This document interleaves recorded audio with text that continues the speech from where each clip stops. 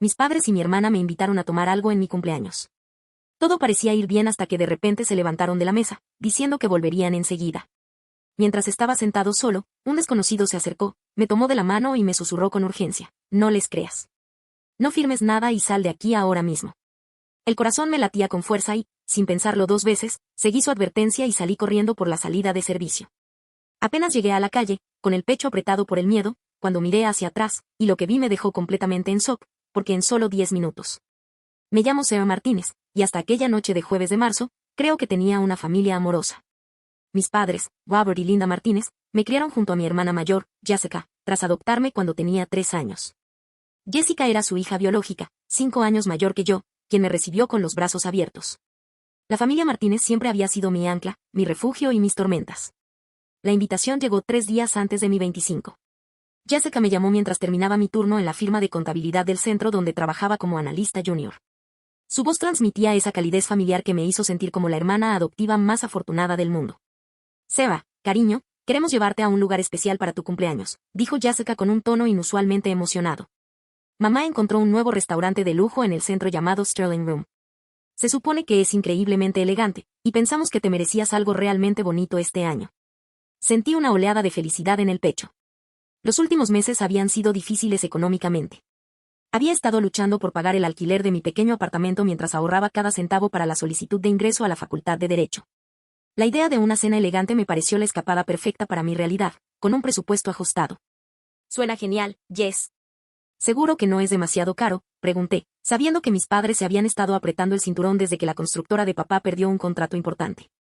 No te preocupes, rió Jessica. Hemos estado ahorrando especialmente para esta ocasión. Solo cumpliste 25 una vez, ¿verdad? Además, mamá lleva semanas hablando de este lugar. Por lo visto, tiene un ambiente increíble y unos comedores privados preciosos. El jueves por la noche llegó con una brisa inusualmente cálida para marzo en Chicago. Mañana cumplía 25 años y pasé más tiempo preparándome. Elegí un vestido azul marino que Jessica me había regalado para Navidad y los pendientes de perla que mi madre me había regalado para mi graduación de la universidad. Al mirarme en el espejo del baño, me sentí realmente hermosa por primera vez en meses. La sala Stirling superó todas mis expectativas. Ubicado en el piso 15 de un reluciente rascacielos del centro, el restaurante ofrecía impresionantes vistas del lago Michigan. La cálida luz de las lámparas de araña de cristal iluminaba las mesas cubiertas con manteles blancos impecables y el suave murmullo de las conversaciones creaba una atmósfera de sofisticada elegancia. Mamá estaba deslumbrante con un vestido de cóctel negro que nunca le había visto, y su cabello canoso estaba recogido con un elegante recogido. Papá llevaba su amplio traje azul marino, el que reservaba para bodas y ocasiones especiales. Jessica había elegido un vestido verde esmeralda que complementaba a la perfección su cabello castaño rojizo. Todos parecían ir elegantes, incluso para una cena de cumpleaños, pero lo atribuí al ambiente elegante del restaurante. «Feliz cumpleaños, cariño», dijo papá mientras nos retirábamos a una mesa de la esquina con una vista espectacular. Su sonrisa parecía sincera, pero había algo en sus ojos que no pude identificar. Nerviosismo, tal vez, o anticipación. La primera hora transcurrió maravillosamente. Pedimos aperitivos y cócteles, riéndonos de recuerdos de la infancia y comentando mis planes para la Facultad de Derecho. Mamá parecía especialmente interesada en mi cronograma, haciendo preguntas específicas sobre las fechas límite de solicitud y cuándo esperaba recibir noticias de las universidades. ¿Entonces planeas enviar todas tus solicitudes para el mes que viene?, preguntó, tomando un sorbo de su martini con cuidado. Ese es el plan, respondí, cortando mi salmón. Llevo semanas trabajando en mi declaración personal. Por fin está empezando a tomar forma. Jessica se inclinó hacia adelante con interés. ¿De qué trata tu declaración personal? Recuerdo cuando solicité el ingreso a la escuela de posgrado, esa fue la parte más difícil. Escribo sobre mi deseo de especializarme en derecho de adopción, dije, apasionada por el tema. Hay tantas complejidades en el sistema, y siento que mi propia experiencia como adoptada me da una perspectiva única de lo que viven las familias. Un extraño silencio se apoderó de la mesa. Mamá y papá intercambiaron una mirada que duró demasiado tiempo, y de repente Jessica se interesó mucho en su copa de vino. El cambio de energía fue sutil pero inconfundible. «¡Qué maravilla, cariño!», dijo mamá finalmente, con la voz un poco tensa. ¿Has pensado también en otras áreas del derecho? El derecho corporativo puede ser muy lucrativo. Antes de que pudiera responder, papá se aclaró la garganta. Seba, hay algo que tenemos que hablar contigo esta noche. ¿Algo importante sobre tu futuro y tu lugar en esta familia? Se me encogió el estómago con una inexplicable sensación de temor. ¿Qué quieres decir? Jessica se inclinó sobre la mesa y me apretó la mano. No es nada malo, te lo prometo. Son solo asuntos familiares que te involucran. Trámites legales, trámites administrativos muy aburridos.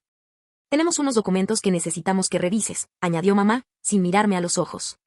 Nuestro abogado los preparó y nos lo explicó todo a principios de esta semana. Es muy sencillo.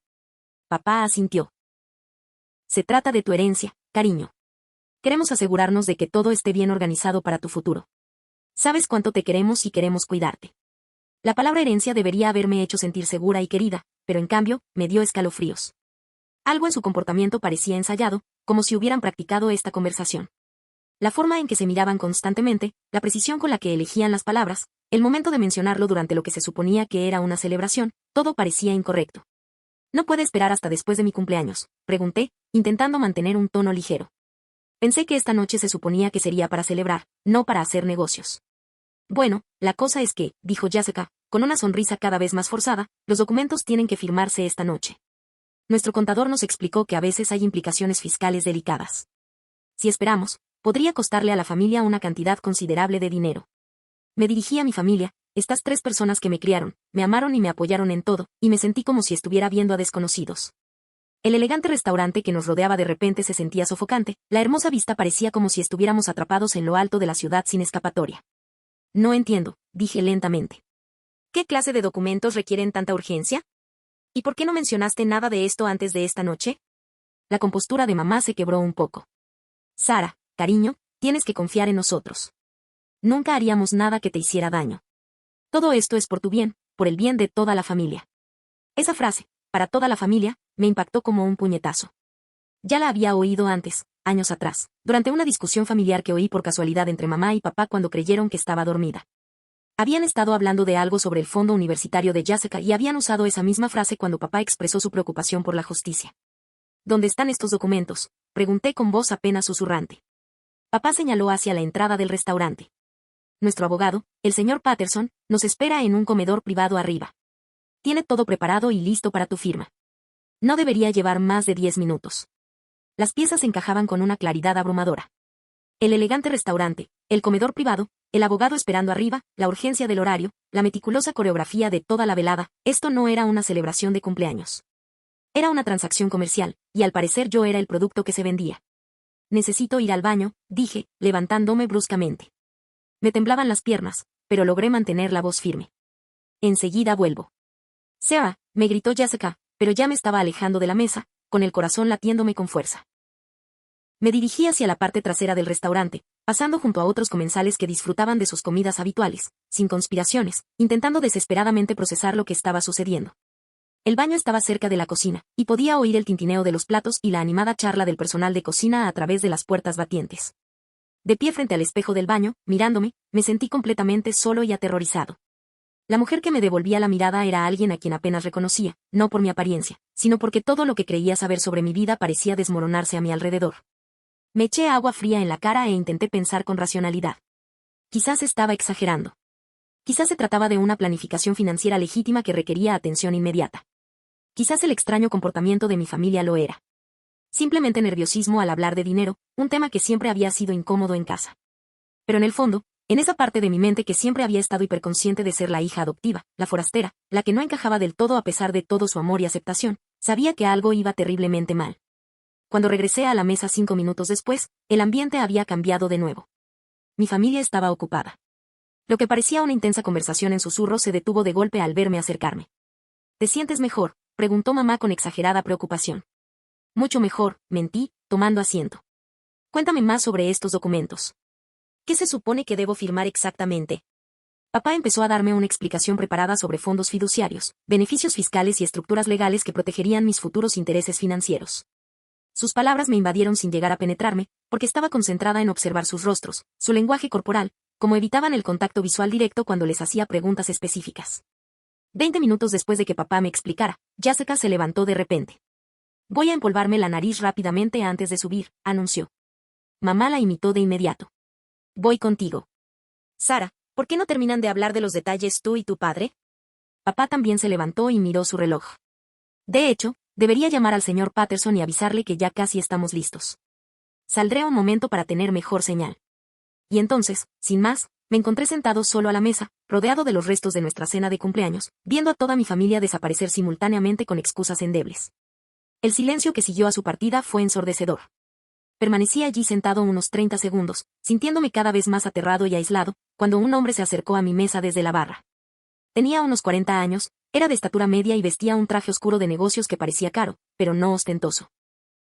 Su cabello castaño empezaba a canas en las sienes, y su rostro tenía ese aspecto curtido que sugería que había visto más de la vida de lo que deseaba. ¿Qué me llamó más la atención de sus ojos? Transmitían una mezcla de urgencia y genuina preocupación que hizo que mi corazón, ya desbocado, latiera aún más fuerte. Sin pedir permiso, se sentó en la silla vacía de Jessica y se inclinó hacia adelante. Su voz era fluida pero intensa. Escúchenme con atención, dijo, limpiando la habitación para asegurarse de que nadie nos oyera. Me llamo David Fletcher y soy investigador privado. No reacciones visiblemente a lo que voy a decirte, pero debes saber que tu familia no es quien crees. Abrí la boca para hablar, pero él levantó una mano para detenerme. Me ha contratado a alguien que se preocupa por tu bienestar para investigar las actividades financieras de tu familia. Continuó con ese mismo susurro urgente. Lo que te van a pedir que firmes esta noche no es lo que te dijeron. Intentan que renuncies a tus derechos sobre una herencia cuantiosa que ni siquiera sabes que existe. El restaurante que nos rodeaba parecía desvanecerse en el ruido de fondo. Solo podía oír el latido de mi corazón y la voz de David Fletcher, que atravesaba mi confusión como una cuchilla. Tus padres biológicos no te abandonaron, dijo, sin apartar la mirada de la mía. Murieron en un accidente de coche cuando tenías 3 años y te dejaron un fideicomiso de más de $2 millones. Tu familia adoptiva ha administrado ese dinero desde que eras niño, y legalmente, mañana, cuando cumplas 25 años, te transfieren el control total. Sentí que me ahogaba en información que no podía procesar. Es imposible, susurré. Mis padres jamás lo harían. Llevan más de 20 años usando tu dinero para financiar su estilo de vida, interrumpió David. La constructora de tu padre nunca perdió ese contrato. Ha estado malversando dinero de tu fideicomiso para cubrir deudas de juego. El título de posgrado de tu hermana, el coche de tu madre, las reformas de su casa, todo se ha pagado con dinero que te pertenece por derecho. Me temblaban tanto las manos que tuve que juntarlas en mi regazo. ¿Cómo sabes todo esto? Porque tu abuelo biológico me contrató, dijo David. Lleva años buscándote. Tus padres biológicos lo nombraron fideicomisario suplente por si algo le pasaba a tu familia adoptiva.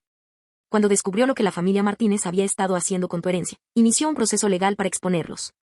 Los fragmentos de mi vida se reorganizaban en una imagen tan aterradora que apenas podía comprenderla. Cada viaje familiar, cada regalo generoso, cada vez que me habían ayudado económicamente, todo había sido mi propio dinero, dinero robado del legado que mis verdaderos padres me habían dejado. Los documentos que quieren que firmes esta noche, continuó David, les transferirán legalmente los fondos restantes y los absolverán de cualquier delito. Una vez que firmes esos papeles, no tendrás ningún recurso legal para recuperar lo que se han llevado. Lo miré fijamente, sintiéndome como si estuviera viviendo una pesadilla. ¿Por qué debería creerte? Eres un completo desconocido. David metió la mano en su chaqueta y sacó un sobremanila. Porque tengo pruebas. Registros bancarios, documentos legales, fotos de tus padres biológicos, todo. Pero tienes que irte de aquí ahora mismo, antes de que vuelvan a la mesa. Como si sus palabras la hubieran llamado, vi a mamá regresar a nuestra mesa desde el otro lado del restaurante, con el rostro preocupado al ver a la desconocida sentada en la silla de Jessica. No les creas, dijo David con urgencia, tomándome la mano. No firmes nada y sal de aquí ahora mismo. Nos vemos mañana en la dirección de esta tarjeta y te lo mostraré todo. Tu abuelo biológico viene de Seattle específicamente para conocerte. Me puso la tarjeta en la palma de la mano y se levantó justo cuando mamá llegaba a nuestra mesa.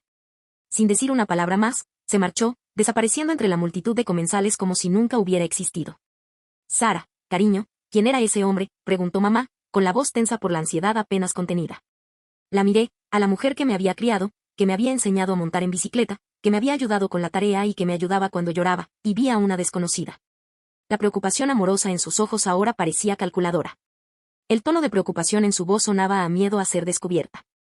Solo alguien preguntando por direcciones, logré decir.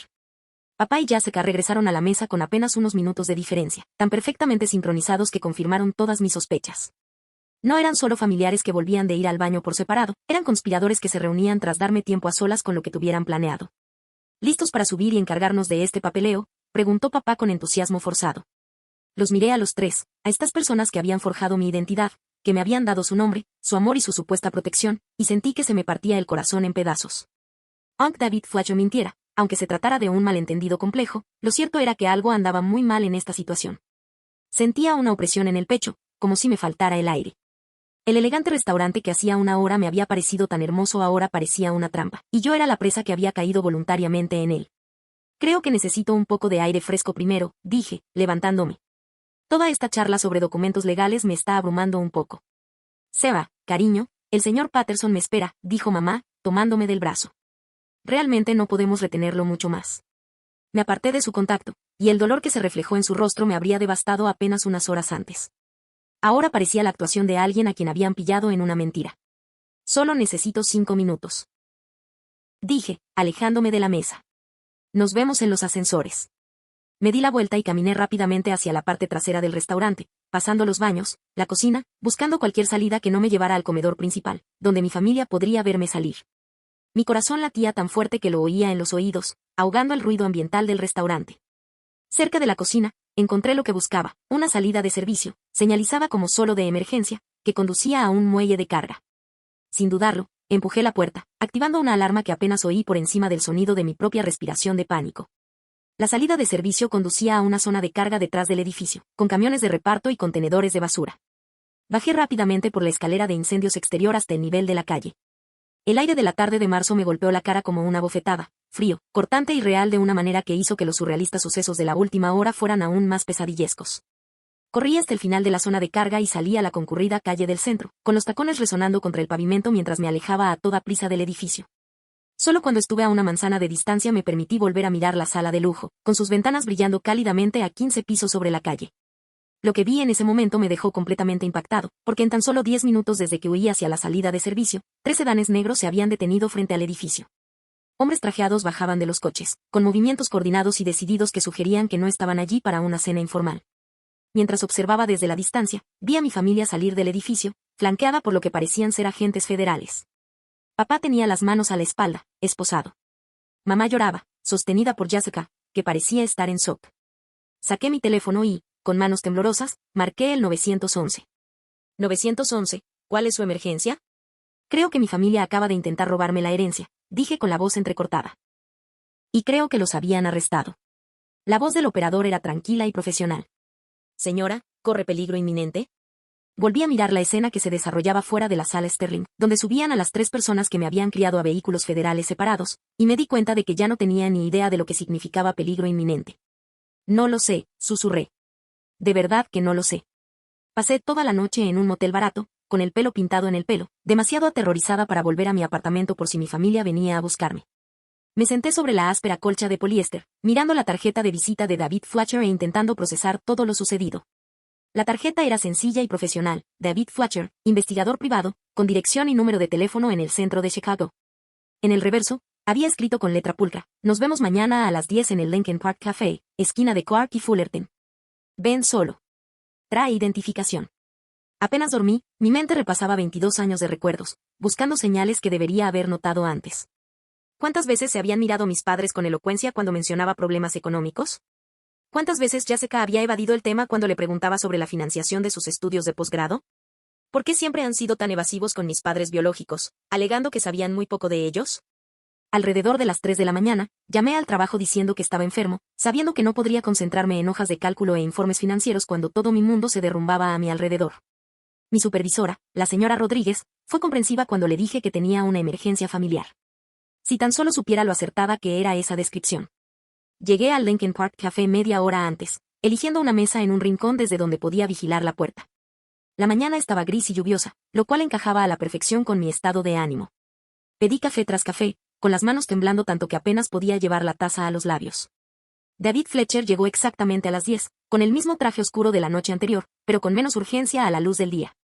Me vio acercándome enseguida con una carpeta manila tan gruesa que cabía una novela corta. Sarah, dijo, sentándose frente a mí. Me alegra que hayas decidido confiar en mí. Sé lo difícil que debe ser para ti. Necesito ver pruebas, dije sin preámbulos. Antes de que me digas nada más, necesito ver pruebas reales de que lo que me dijiste anoche es cierto. David asintió con aprobación. ¡Qué inteligente! No deberías confiar en nadie sin verificación, sobre todo después de lo que has pasado. Abrió la carpeta y sacó un fajo de extractos bancarios. Son copias de los extractos de tu fondo fiduciario de los últimos 10 años. Observe cómo el saldo debería haber aumentado con el interés compuesto, pero en cambio ha ido disminuyendo constantemente. Estudié los documentos. Mi experiencia contable me ayudó a comprender el panorama financiero que presentaban. El fideicomiso valía 2.1 millones de pesos cuando cumplí 15 años. Para mi 20º cumpleaños, había bajado a 1,6 millones de dólares. para mi 22º cumpleaños, había bajado a $900.000. Esos retiros, dije, señalando transferencias regulares de entre $10.000 y $50.000 cada pocos meses, ¿para qué eran supuestamente? Según la documentación que tus padres adoptivos proporcionaron al banco, eran para tu educación, gastos médicos y manutención, respondió David. Pero comparamos esas reclamaciones con sus expedientes académicos, seguro médico y gastos conocidos. Las cantidades no coinciden. Me mostró más documentos, copias de los pagos de la matrícula de posgrado de Jessica que provenían directamente de mi fondo fiduciario, registros de los pagos de la hipoteca de la familia Martínez que misteriosamente se cubrieron durante los periodos en que la constructora de Robert supuestamente pasaba por dificultades. Recibos de costosas vacaciones familiares a Europa y el Caribe a las que nunca me habían invitado. Espera, dije, con el corazón aún más abatido. ¿Te refieres a esos viajes familiares que hicieron sin mí, a Italia cuando estaba en la universidad, a Costa Rica hace 2 veranos, que los pagaron con mi dinero? Me temo que sí, dijo David con dulzura. Te dijeron que no podían permitirse incluirte, que los viajes eran de negocios o demasiado caros para una persona extra. Pero la verdad es que usaban tu herencia para financiar su estilo de vida mientras te ocultaban el origen del dinero. La traición se hacía más profunda con cada revelación. Recordé lo dolido que me sentí cuando se iban de vacaciones tan elaboradas, como comí ramen durante semanas mientras ellos publicaban fotos de resorts de 5 estrellas en redes sociales. Incluso me pidieron que cuidara su casa y sus plantas mientras no estaban, interpretando el papel del joven con dificultades que no podía permitirse esos lujos. Tu abuelo biológico, William Chen, voló desde Seattle anoche, continuó David, deslizando otra sección de documentos sobre la mesa. El FBI lleva 18 meses preparando un caso contra tu familia adoptiva. Tu herencia era la última pieza que les faltaba para realizar arrestos por fraude federal. ¿Cómo se enteró mi abuelo de lo que estaba pasando?, pregunté, todavía intentando asimilar la idea de que tenía parientes vivos de los que no sabía nada. Te ha estado buscando desde que cumpliste 18 años, explicó David. Tus padres biológicos especificaron que debían contactarlo cuando fueras mayor de edad, pero la familia Martínez nunca le informó de tu paradero. Finalmente, contrató a otro investigador privado hace 2 años, quien logró localizarte. David me mostró la fotografía de un anciano asiático de mirada amable y cabello ondulado. Estaba de pie frente a una casa modesta con un jardín bien cuidado, sosteniendo una fotografía enmarcada que, me di cuenta, era de mis padres biológicos. Cuando descubrió que su fondo fiduciario se estaba agotando sistemáticamente, contactó con la unidad de delitos financieros del FBI, continuó David. Resulta que su caso no fue aislado. La familia Martínez había administrado fondos fiduciarios para varios otros niños adoptados a lo largo de los años, y también había irregularidades en esas cuentas. Esta revelación me impactó profundamente. ¿Quieres decir que no soy el único? Hay otros 3 niños, todos adoptados por la familia Martínez entre 1998 y 2008, confirmó David.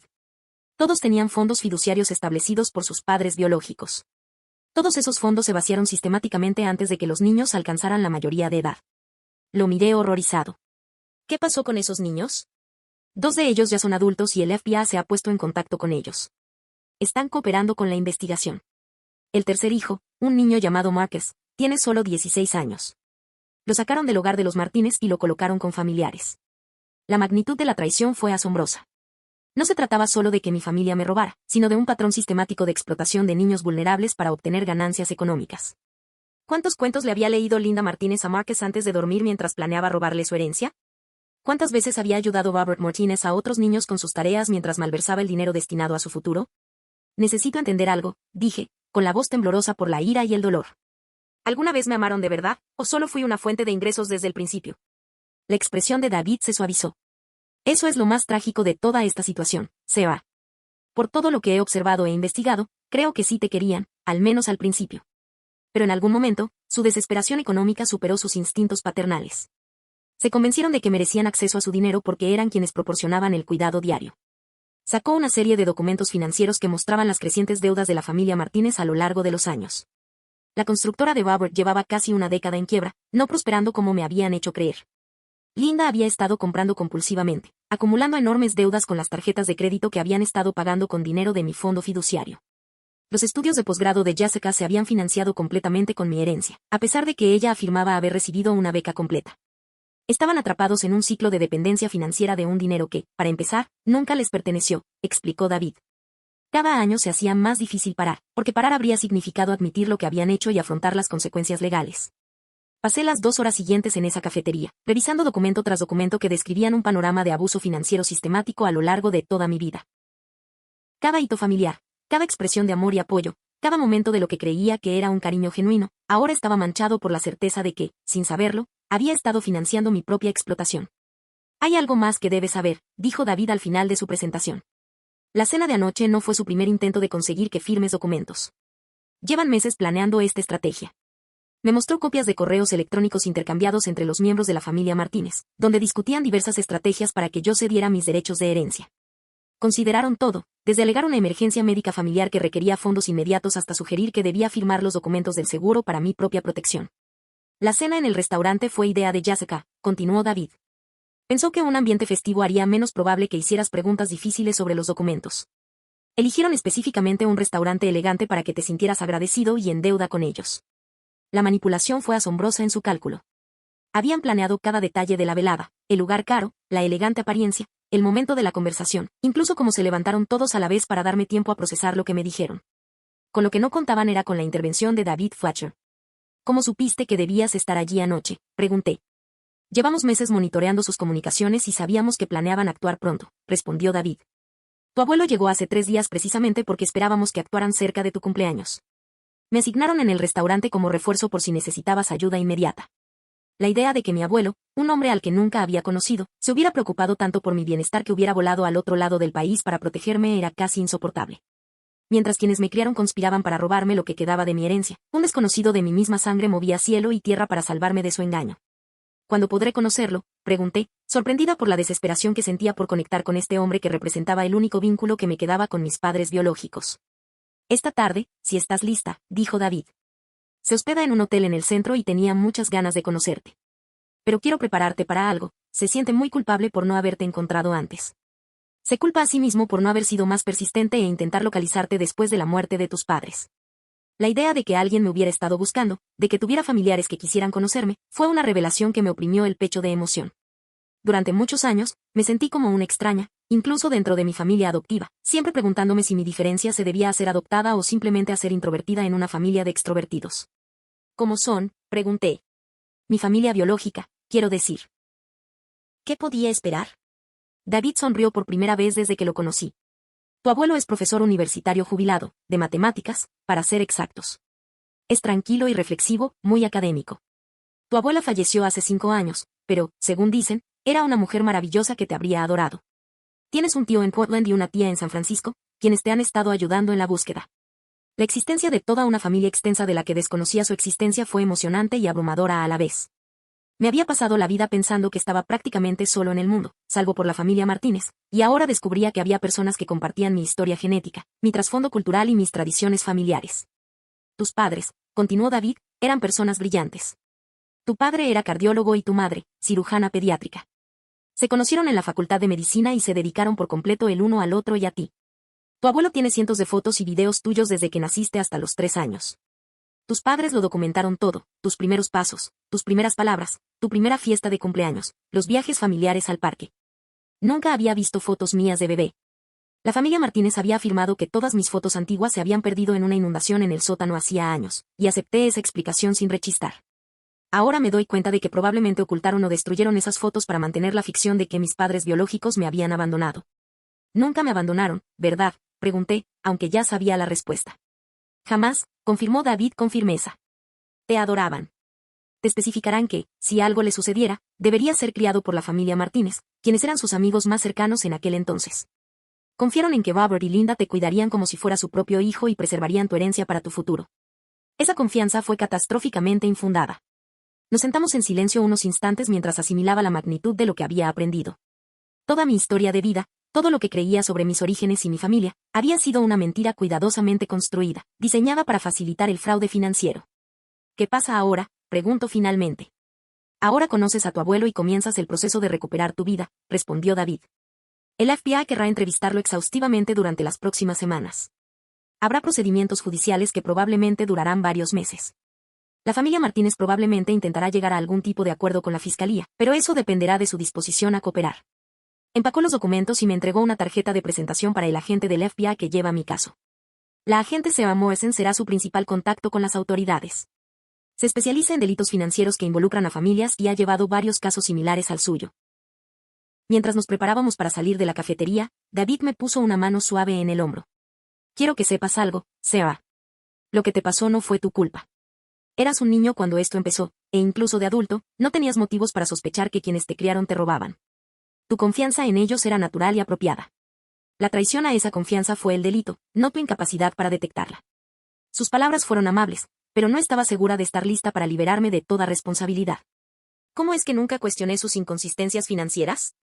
¿Por qué no insistí en ver los documentos relacionados con mi adopción o mis padres biológicos? ¿Había sido deliberadamente ingenua o realmente engañada? Las preguntas que te haces ahora mismo, dijo David, como si leyera mis pensamientos, son normales y comprensibles. Pero no dejes que la culpa te consuma.